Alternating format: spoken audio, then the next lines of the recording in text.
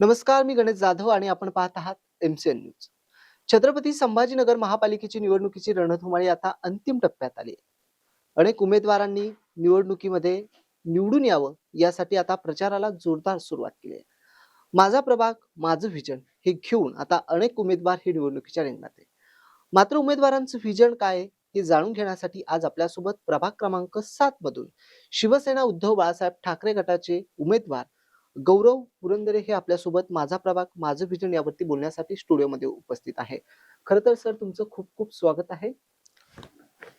पहिल्या प्रश्नाकडे येत असताना सर्वप्रथम मला सांगाल का, की शिवसेनेकडूनच उद्धव बाळासाहेब ठाकरे या गटाकडूनच उमेदवारी मिळवावी आणि या गटाकडूनच निवडणूक लढवावी असं तुम्हाला का वाटलं? खरं सांगायला गेलं तर हिंदू हृदय सम्राट सन्माननीय बाळासाहेब ठाकरे यांच्या विचारांनी प्रेरित होऊन गेले 20 वर्ष मी या पक्षाच्या माध्यमातून अगदी काम करत आहे.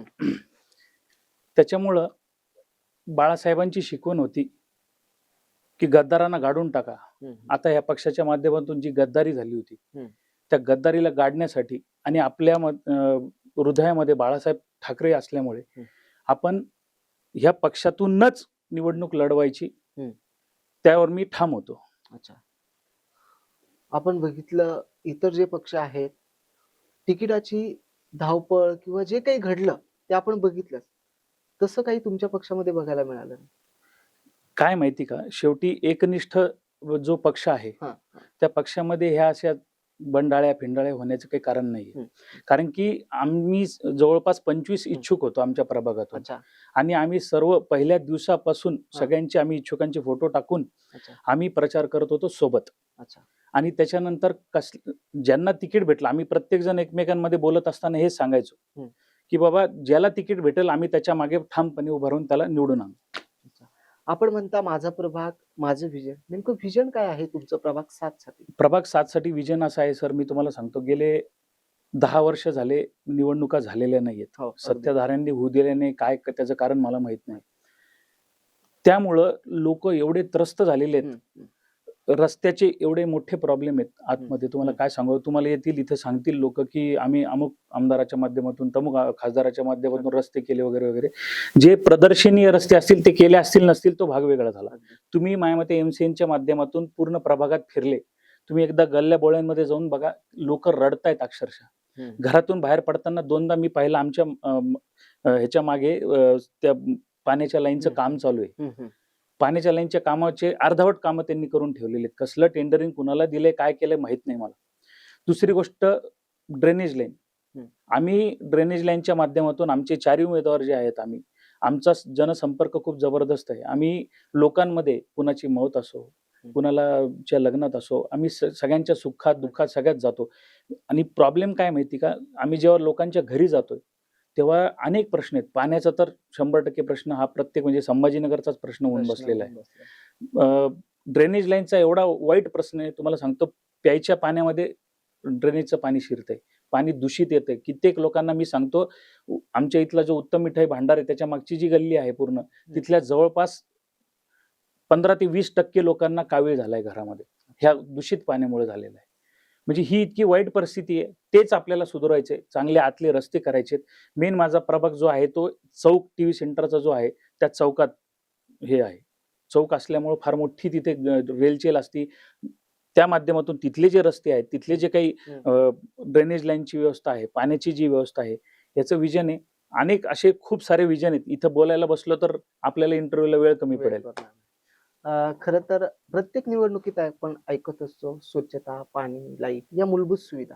मात्र अद्याप देखील या समस्या मतदारांच्या किंवा नागरिकांच्या सुटलेल्या नाही. मी तेच सांगायचा प्रयत्न करतो की काय झालेले माहिती का, जुने जे नगरसेवक आहेत त्यांची ही मक्तेदारी होऊन बसलेली की हा वाडा माझा आहे, काम केलं काय नाही केलं काय हे माझ्या खिशात आहे. त्या लोकांचे हे विजन आहेत की ते माझ्या खिशात आहेत, मतदार मला सोडून जाणार नाही. पण यावेळेस लोकांनी आमच्या पक्षांनी नव्या चेहऱ्याला संधी दिली आणि 100% मी तुम्हाला सांगतो की लोक सुद्धा तो विचार करतायत की बाबा येणाऱ्या निवडणुकीमध्ये नवीन चेहऱ्यांना संधी द्यायची. का?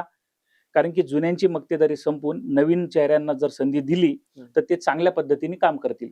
मग आता मला एक सांगा, हे समस्या तुमच्या प्रभागात तर आहेच, तुमच्याच प्रभागात नाही, हे पूर्ण शहरात आहे. तर मग यावरती तुम्ही काय काम करणार आहात? कारण ह्या समस्या अजून तर सुटलेल्याच नाही. मी तुम्हाला तेच सांगितलं ना आता विजन. हं. विजन तर पहिल्यांदा सर्वात महत्त्वाचं काय आहे माहिती का? पहिले तर पाण्याचा प्रश्न सोडून हं, घेणे. हं. ते आम्हाला जर तुम्ही संधी दिली, हं. मी तर नागरिकांना विनंती करेल की नवीन चेहऱ्याला संधी द्या. आम्ही तिथे जाऊन आहे ना त्यांच्या छातीवर बसू. हं. आणि आमच्या पॅनलमधले जे सुदाम मामा सोनवणे माजी महापौर आहेत, अच्छा. त्यांनी परवा दिवशी बाईट देताना असं सांगितलं की आम्ही मेसेज टाकणार नाहीत कुणाला, हं. की अमुक-अमुक दिवसाला पाणी येईल आणि इतका गॅप आहे वगैरे नाही. चौथ्या दिवशी पाणी येईल, दुसऱ्या दिवशी पाणी येईल, दुसऱ्याच दिवशी पाणी येईल. ते जर नाही आलं तर आम्ही तिथे त्या टाकीवरती जाऊन आमचं उपोषण करू. महिला असेल, ज्येष्ठ नागरिक असेल, या 3 घटकांसाठी तुम्ही काय काम करणार आहात? पक्षाच्या माध्यमातून आमचे बाळासाहेब थोरात जे आहेत शहर प्रमुख, त्यांच्या माध्यमातून आम्ही महिलांसाठी एक शिलाई मशीन वाटपचा कार्यक्रम केला होता अच्छा. त्या ह्याच्यामध्ये. त्याच्यानंतर त्या महिलांना आम्ही उद्योगाला हे केलं होतं. उद्योग देण्याचा खूप फार मोठा केला होता. युवकांसाठी आम्ही फार मोठे मेळावे घेतले होते. नोकरीसाठीचे जे फार मोठे असे मेळावे घेतले होते आणि जवळपास आम्ही 1000 मुलांना नोकरीला सुद्धा लावलं होतं त्या माध्यमातून. रोजगार निर्मितीच्या माध्यमातून. अच्छा. आणि ज्येष्ठांसाठी तुम्ही जे म्हणले ना, की ज्येष्ठांच्या माझ्या डोक्यामध्ये असं विजन आहे, की प्रभागामध्ये बरेच महानगरपालिकेच्या हद्दीतले काही जे रिकामे स्पॉट आहेत, ते एकदम त्यांची दुरावस्था झालेली आहे. अच्छा. तर माझ्या डोक्यातलं असं विजन आहे त्यांच्यासाठी, की तिथे असे छानसे तिथं छोटीशी बाग करायची, कॉर्नर बाग करायची. एका साईडला थोडंसं व्यायामाचं साहित्य असेल, दुसऱ्या साईडला आपल्याला असे बसायलाही असतील आणि सार्वजनिक पेपर वाचनालय करण्याचा माझा मानस आहे. आरोग्य आणि शिक्षण हे 2 प्रश्न खूप महत्त्वाचे आहेत. शिक्षणासाठी काय काम कराल आणि आरोग्यासाठी काय काम कराल? शिक्षणाच्या माध्यमातून मी तुम्हाला सांगतो महानगरपालिकेची शाळाचं मी जेव्हा आमचे नगरसेवक होते, माजी नगरसेवक, तेव्हा मी तिथल्या कमिटीवरती होतो. त्या कमिटीत मुलांना आणण्यासाठी मी माझ्या मुलीचं सुद्धा ॲडमिशन त्या शाळेमध्ये मनपाच्या करणार होतो. Charity begins at home first असं म्हणलं जातं. लोकांनी मी तुम्हाला सांगतो ह्या 10 वर्षामध्ये आपल्या प्रभागामध्ये एकही मनपाची शाळा ह्यांनी ठेवलेली नाही. संपवून टाकली. त्या माध्यमातून जर आम्हाला हे मी हा प्रयत्न करणार आहे, की मोफत शिक्षण कसं आपल्याला मुलांसाठी किंवा मुलींसाठी आपल्याला उपलब्ध करून देता येईल. हं. आपल्या इथल्या गोरगरीब जनतेचे काही जे विद्यार्थी आहेत, त्यांना कशा पद्धतीने आपण शिक्षणाच्या माध्यमातून करता येईल, याचं एक आमचं विजन असणार आहे. आणि दुसरा आपण एक प्रश्न विचारला होता. हां, आरोग्य होतं आणि शिक्षणही होतं.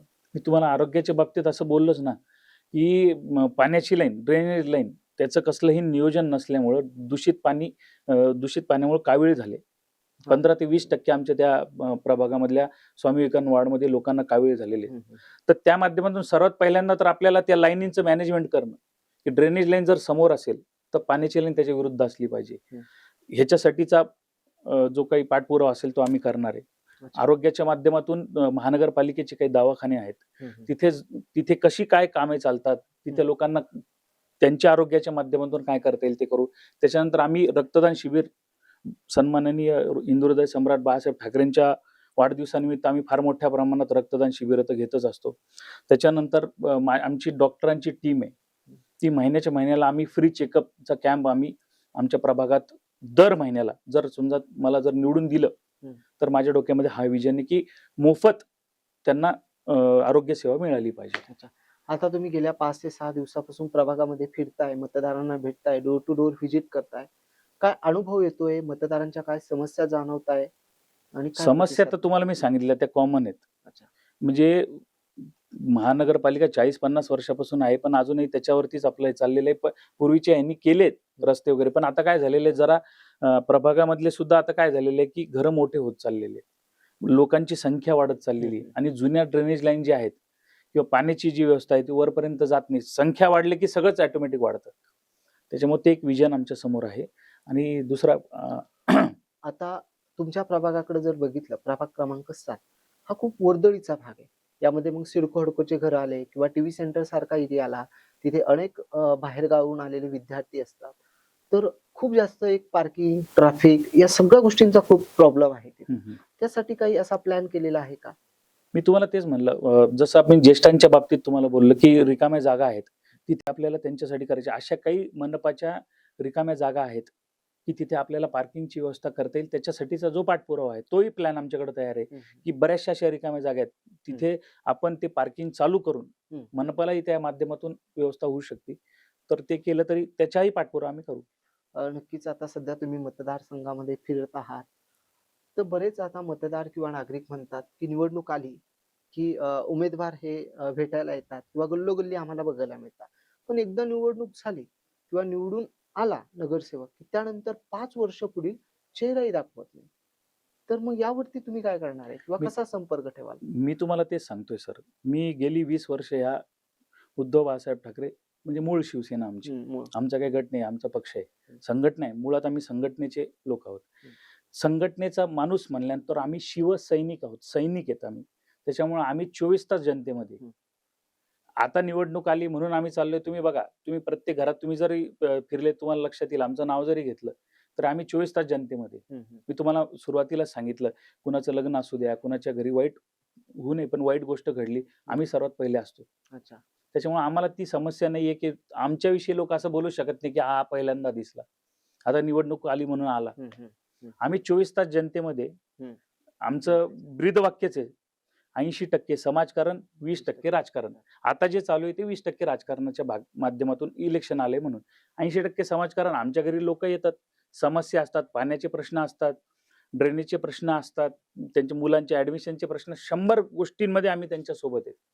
म्हणून जनतांनी आम्ही आता तुम्ही जे प्रश्न विचारला होता, की तुम्ही आता सध्या फिरताय प्रभागामध्ये, तर लोकांची काय प्रतिक्रिया? लोकांची हीच प्रतिक्रिया, की नवीन चेहरा दिलेला आहे, आम्ही त्याला संधी देऊ. आम्ही तुम्हाला 20 वर्ष झाले पाहतोय, की तुम्ही सगळ्यांच्या अडीअडचणीला, सगळ्यांच्या सुखात दुःखात तुम्ही उपलब्ध असतात. त्याच्यामुळे यावेळेस संधी तुम्हालाच मिळेल. खरं तर उद्धव बाळासाहेब ठाकरे गटाचे उमेदवार म्हणून निवडणुकीच्या रिंगणामध्ये आहात. यांची विचारधारा आणि नेतृत्व पुढे कसं घेऊन जाणार आहात? 100% उद्धवजींसारखं नेतृत्व लोक काहीही बोलतात, काही नॅरेटिव्ह पसरवत आहेत, की उद्धवजी घराच्या बाहेरच पडले नाहीत. अरे मला सांगा, कोविड काळामध्ये आपल्या पूर्ण याच्यामध्ये भारतामध्ये टॉप 5 मध्ये उद्धव साहेब होते. करोनाच्या काळामध्ये सुद्धा, कोविडच्या काळामध्ये सुद्धा भयंकर त्यांनी असं काम केलेलं आहे. आणि ते नेतृत्व खूप हुशार आहे. तुम्ही बघा, ज्या वेळेस हे गद्दार सगळे निघून गेले होते, त्यावेळेस ते स्वतः जाऊन राजीनामा देऊन आले होते. म्हणजे एवढा सरळ आणि साधा माणूस आहे तो. त्यांना राजकारणाशी काही घेणं देणं नाही. त्यांना मुख्यमंत्री बनण्यामध्ये सुद्धा काही इंटरेस्ट नव्हता. त्या सगळ्यांचा इच्छा अशी होती, की त्यांनी व्हावं. म्हणून ते झाले. ते विजन त्यांचं फार जबरदस्त आहे. मी पाहिलेले कोविडच्या काळामध्ये म्हणा किंवा समांतर जलवाहिनीच्या माध्यमातून म्हणा, त्यांनी जे टाक्यांचे कामं करून घेतले, ते स्वतः त्या टाक्यावरती रात्री जात होते, पहाटे जात होते. त्यांनी असं काम करायला एक उत्तम नेतृत्व आहे आणि 100% आम्ही त्या नेतृत्वाला पुढे घेऊन जाऊ. जर विरोधकांवरती प्रश्न उपस्थित करायचा झालाच, तर तो काय असेल? मुळामध्ये काय आहे, विरोधक मी मगाशी तुम्हाला म्हणलं, लोकांमध्ये फिरल्यावरती एक गोष्ट लक्षात येते, की लोक जुन्यांना कंटाळलेत. अगदी. का कंटाळलेत? की त्यांनी स्वतःची मक्तेदारी समजलेली. त्यांनी ती मक्तेदारी सोडली पाहिजे. अच्छा. मला काय म्हणायचंय, मी जर नगरसेवक झालो एकदा, तर मला ह्या 5 वर्षात माझ्या विजन पूर्ण ठेवून काम करायचंय. माझे वडील राजकारणात नाहीये, माझे आजोबा कधी राजकारणात नाही, माझी आई नाही, माझी काकू नाही, कुणीच नाही. मी एक फ्रेश कार्यकर्ता आहे. मी पूर्णवाद पॉलिटिकल सायन्स अकॅडमीच्या माध्यमातून मी त्या कार्यकर्त्याच्या भूमिकेतून राजकारणात आलेलो आहे. मी काही असाच आलो नाही, की माझे काका आहे बाबा चालायचं वशिला, तसं काहीही नाहीये. सर्वसामान्य कार्यकर्ता म्हणून माझं काम बघून पक्षाने माझ्यावरती विश्वास ठेवून मला उमेदवारी दिलेली आहे. एक काम करणारा जो नगरसेवक आहे, याकडे मतदारांनी कसं बघावं? मी तेच सांगतोय, की जो आपल्यामध्ये 24 तास उपलब्ध आहे, ज्याचा कान धरून आपण काम करू शकतो. ऍक्च्युअल काय झालंय माहिती का, नगरसेवक त्या नगराचा किंग नाही. आता काय झालेले, जुने जे कोणी आहेत ते स्वतःला किंग समजतात. ऍक्च्युअल मध्ये तो नगराचा सेवक असला पाहिजे, तो जनतेमधला असला पाहिजे, जो जनतेमध्ये जाऊन, त्यांच्या घरामध्ये जाऊन, त्यांच्या समस्या जाणून घेऊन त्याच्यावरती काम करणारा पाहिजे. अगदी. जर प्रभाग 7 मधील मतदारांना काही ठोस आश्वासनं द्यायची झाली आता, तर ती काय असणार? आश्वासन म्हणजे हेच आहे, की पहिली गोष्ट म्हणजे दिवसाआड पाणी प्रत्येकाला आम्ही देऊ, आमच्या हातात सत्ता आल्यानंतर किंवा आम्हाला निवडून दिल्यानंतर. दुसरी गोष्ट जी आहे, ड्रेनेजची फार मोठी समस्या आहे. हे एक आश्वासन आहे, की ती कसलीही समस्या आम्ही ठेवणार नाही. मी म्हणत नाही 100% लगेच आज नगरसेवक झाले की उद्यापासून करू, पण 5 वर्षाच्या आत तुम्हाला वार्ड आदर्श करून नाही दाखवला तर गौरव पुरंदरे नाव सांगणार नाही. नक्कीच जर तुम्ही निवडून आलात तर पहिल्या 100 दिवसामधलं काम काय असणार? पहिल्या 100 दिवसामध्ये माझं विजन असणार आहे, की पहिले मला ड्रेनेज लाईनची व्यवस्था करायची आहे. साहेब, मी तुम्हाला सांगतो, मी फिरतोय. हम्म, हम्म. पहिल्यापासूनच फिरत आलेलो आहे, आताही फिरतोय आणि घरोघरी आहे, तुम्ही पाहिलेलं आहे. घरोघरी जातोय, मला पहिली समस्या आहे ड्रेनेज लाईनची. अगदी. फार लोक त्रस्त आहेत. हो. ड्रेनेज लाईनची व्यवस्था कशी लावता येईल त्याचा पाठपुरावा करून त्याचे प्रश्न पहिले सॉल्व्ह करणार आहे. दुसरा प्रश्न असा आहे पाण्यासंदर्भातला. पाण्याच्या संदर्भात जी समांतर जलवाहिनीचे काम जे धीम्या पद्धतीने चालू आहे, 350 कोटीपासून माझ्या मते 70,000 कोटी असं काहीतरी ते बजेट झालं. आता माझ्या मते 32 कोटी वगैरे पर्यंत जाणार आहे. त्याच्यावरचा पाठपुरावा कसा करता येईल, लोकांना रोज पाणी कसं मिळवून देता येईल, याच्यावरचा पाठपुरावा मी करणार आहे. दुसरी प्रभाग 7 मधील मतदारांना थेट सांगाल का की त्यांनी तुमच्यावरतीच विश्वास का ठेवावा? विश्वास ह्याच्यासाठी ठेवायचा आहे की मी 20 वर्ष झाले आपल्यामध्ये जनतेमध्ये फिरतोय. आपल्या अडीअडचणीला, तुमच्या समस्या पाण्याची असेल, ड्रेनेजची असेल, आम्ही जाऊन तुमच्या सगळ्या सॉल्व्ह करतोय. आणि दुसरी गोष्ट, मी मगाशी जसं म्हणलं की जुन्यांची मक्तेदारी संपून तुम्ही जर नवीन चेहऱ्याला जर संधी दिली तर मी उतणार नाही, मातणार नाही, घेतला वसा टाकणार नाही. 100% आपल्यामध्ये 24 तास आपल्यामध्ये उपलब्ध राहील. इतरही उमेदवार निवडणुकीच्या रिंगणामध्ये आहेत, मग मतदारांनी तुम्हालाच का मतदान करावं? मी तेच सांगतोय ना, नवीन चेहरा आहे, पळण्याची ताकद आहे. माझ्या समोरचे दोन्ही उमेदवार ज्येष्ठ आहेत. मला त्यांच्यावरती काही नावं ठेवायचं नाही. ते ज्येष्ठ आहेत, मी तरुण आहे. तरुणाला संधी द्या. तरुण हा काम करण्यासाठी फार सज्ज असतो, तो 24 तास पळू शकतो. त्यांनी आशीर्वादाच्या भूमिकेत असावं, त्यांनी मार्गदर्शन करावं. मी असं नाही म्हणत की उद्या ते पडले तर मी त्यांच्याकडे जाणार पण नाही. आता तुमची ही लढत कोणासोबत आहे? माझी लढत बीजेपी सोबत आहे, भारतीय जनता पार्टीच्या उमेदवारासोबत आहे. जर आज प्रभाग 7 चा चेहरा म्हणून तुमच्याकडे बघितलं तर एक ठोस कारण काय की या म्हणजे तुम्हीच निवडून यावं किंवा तुमच्याकडेच बघावं एक नगरसेवक म्हणून, यामागचं एक ठोस कारण सांगा. एक ठोस कारण मी तुम्हाला तेच सांगतोय साहेब, मी वारंवार तेच सांगतोय की जुने ज्येष्ठ जे झालेले आहेत त्यांनी प्रभागाला आपली मक्तेदारी समजून ठेवलेला आहे की जनता माझ्या खिशात आहे, माझ्याशिवाय पर्याय नाही. तर तो पर्याय म्हणून मला जर तुम्ही संधी दिली तर त्या संधीचं मी 100% सोनं करेल आणि चांगल्या पद्धतीने 24/7 तुमच्यासाठी उपलब्ध राहील. राजकारणाचा घरामध्ये वारसा नसतानाही तुम्ही आता राजकारणात आलात, निवडणूक लढताय, काय सांगा? हे बघा, राजकारणाचा वारसा नाहीये तरी सुद्धा मला पक्षाने संधी दिली, याचा अर्थ माझ्यामध्ये काहीतरी असल्याशिवाय मला संधी दिलेली नाही. मी पूर्णवाद युवा फोरम नावाची आमची एक संस्था आहे, त्या संस्थेच्या माध्यमातून छत्रपती संभाजीनगरचा अध्यक्ष म्हणून काम केलेलं आहे. त्याच्यानंतर मी महाराष्ट्राचा कार्याध्यक्ष होतो पूर्णवाद युवा फोरमचा. त्याच्यानंतर मी पूर्णवाद पॉलिटिकल सायन्स अकॅडमी नावाची आमची संस्था आहे, त्या माध्यमातून आम्ही अनेक पुरस्कार, सांस्कृतिक कार्यक्रम, जसं मी तुम्हाला म्हणलं की रोजगार मेळावे, ह्या माध्यमातून माझा सामाजिक क्षेत्रामध्ये खूप चांगल्या पद्धतीचं काम असल्यामुळे पक्षाने माझा विचार करून 20 वर्षापूर्वी मी राजकारणामध्ये प्रवेश केला आणि तो माझा पक्ष होता शिवसेना. आणि आजही मी त्या पक्षाचा एकनिष्ठ कार्यकर्ता असल्यामुळे मला पक्षाने ही संधी दिलेली आहे. एक म्हणजे एक समाजसेवक म्हणून देखील तुम्ही काम केलेलं आहे. कुठलाही राजकीय वारसा घरामध्ये नव्हता तरी एक समाजसेवक म्हणून काम केलंय. काही कामं केलेले आहे का जे तुम्हाला मतदारांपर्यंत पोहोचवायचे? मी तेच सांगतो, मी एक युवक आहे आणि मला युवकांची सुद्धा जाण आहे.